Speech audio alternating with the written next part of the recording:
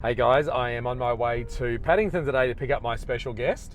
This guy actually used to work as my associate. He is now nearing the end of his first year in real estate out on his own. He has done around 300,000 in fees and still has about a month to go. But something that you might not know about him is that he once did the Camino to Santiago walk with his brother. He thought it was going to be a day trip. It turned out to be a 900 plus kilometre, 45-day trek, and he did it in thongs. So let's pick him up.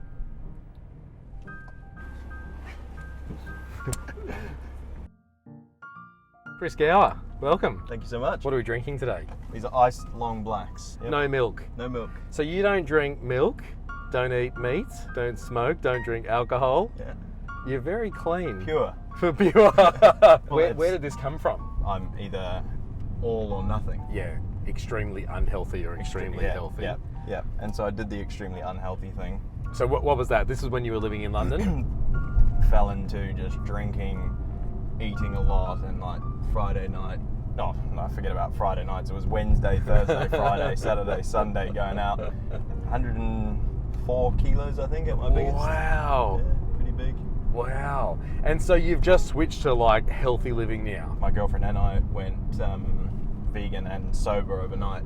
And I think it was after a New Year's party or something like that. And started going to the gym and it sort of just went hand in hand. How has it helped being healthy and focusing so much on your health? Energy levels were the main thing. Yeah.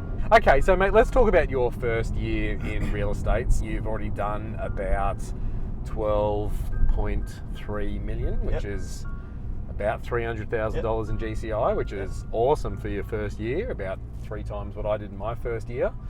And I still remember when you came in for an interview and I sort of did everything I could to convince you to put you off. Yeah. Has it been different from what you thought? I remember that first interview, and that was at the point I'd applied for 80 real estate roles. 80? You were the first to interview me. I've got the emails for 80 people saying no, not enough Brisbane experience. I applied for 4 times. Wow. Didn't get anything. And so when I was trying to convince you, I was like, yes, I know. I know it's hard. I will say that when I first started in real estate in London, I walked in the door and these people are on the phones and I'm like, why the hell are these guys on the phones? Like, why don't we just go walk around flash houses, showing people, you know, and drive cool cars and stuff. I was like, what the fuck's this? So I didn't know then. Is it much different from London? 1, the money's a lot different. 2, better or worse? Better over here. Yeah. Like about 3 times. Really? Yeah. Wow. Yeah. So when you go into a normal agency over here and they say you get 50%, you're like 50%. Where in London it's like 15%. Wow. Yeah. Splits all over the place. Okay. Everybody's got a slice. Yep. In London you have a buyer or tenant focus. You don't have a seller focus. So I did have to switch that focus over because when I was working with you the year before, it was sweet because I had a buyer focus. You had the seller focus. I had the buyer focus. And I could convert buyers into sellers. What have you focused on? What have you done that's worked well for you? So working with you, it was non-negotiable 5 appointments a week, 1 appointment a day.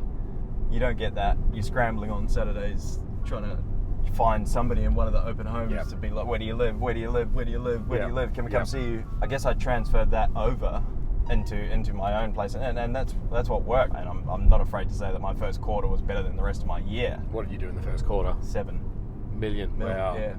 I guess you didn't have anything to sell, so all you had to do was prospect. Yeah. Then, and this is what happens, right? People then get a few listings, which is great, but then you're distracted by trying to sell those listings. Maybe your prospecting dries up a bit. Yep. Is that 100%. Kind of what happened? A mix of that and then a mix of going, I'm natural. Yeah. I was born to do real estate. I'm going to hit 32 and I don't have to do anything. You all of a sudden forget that you actually did have to prospect to get those. Yeah. You did have to put in the hours to get those. You kind of had a bit of a slump in the middle of your year, didn't you? Yeah, not a slump. It was like a brick wall.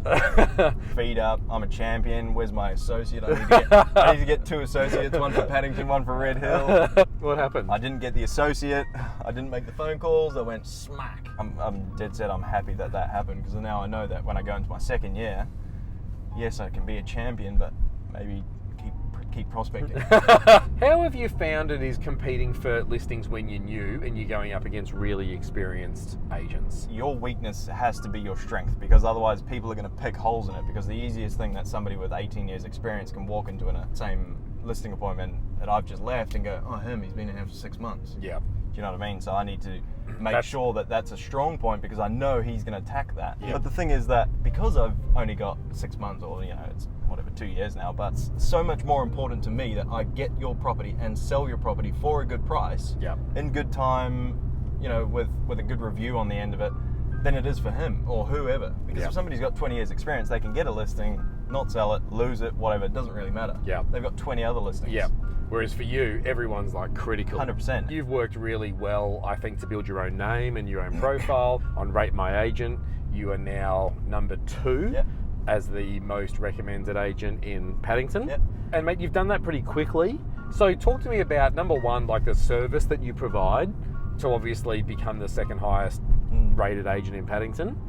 And then also just like building your own brand. It's probably more so for me, it's just doing what I say I'm going to do in that listing appointment. And I think that's all that people ask for, because if they've signed up for me and I've said, this is what I do, this is how I do it, and this is why I want to do it, and this is what I'm yada, yada, yada, etc., etc.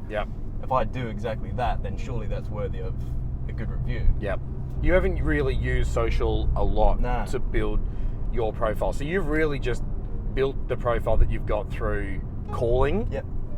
Calling, getting referrals. Listings, sales, and referrals. Yeah. Talk to me about a day in the life of Chris Gower. In times like now, coming in December, where you don't have much to sell, you're setting yourself up for the first quarter. The majority of it's going to be prospecting. Like how many hours a day? 4+ hours a day. Wow. I break it into cold calls, like my open home books and things like that, and then it's going to be, dare I say, sign jumping. I guess the cold calls is going to be that normal stuff. I've just listed this. For the open home books, I guess everybody who's, 50% of people coming through are either probably going to be sellers at some stage. So just maintaining the relationship. So for that, it's probably less intense. It's just more like, hey, how you going? How's your search going? Yada, yada, yada. On the markets it's that disappointing phone call. It's the, oh my God, you've been on the market for 60 days. 60 days. My average days on market's 10. Is it really? Yeah, so I've got, I love those. Those are my favorite. That's prospecting 101 really? When you first started, did you just kind of start out by talking about the office's results? 100%. You find leverage in everything. There's leverage everywhere. You need information to make the phone call, and I guess you need that. That's the why. Why are you calling me? At lunchtime on a Monday. Yeah, that information piece is key though, right? Like, so you're always calling with something. You need to give them bit something in order to take something. You're making a phone call to take it. It is sales. So give them something in return. It just needs to be a market update. It could be auction clearance rates. How important do you think it is when you're first starting in real estate to work for an established agent and learn, like an apprenticeship? Hugely important. At least for a year. Put aside 1 year to earn next to nothing. Geez, you shouldn't even get paid. You should just be commission only. It is invaluable. What you learn, it really right? Is what you learn, and to establish your name with somebody else where you don't have the, you don't have the problem of, oh shit, you didn't sell that. It's on somebody else's shoulders. All you need to do is learn and craft your prospecting, learn everything. What you need to do at building and pest inspections, what you need to do at valuations. Learn that when it's not your responsibility. You've been in a relationship during this, first 2 years in real estate. You're on your own year with me. It's full on hours, it's weekends, it's late nights. How have you balanced that? She works for me. she's my detail and name taker. Which is has got pros and cons. Pros, we see each other all the time.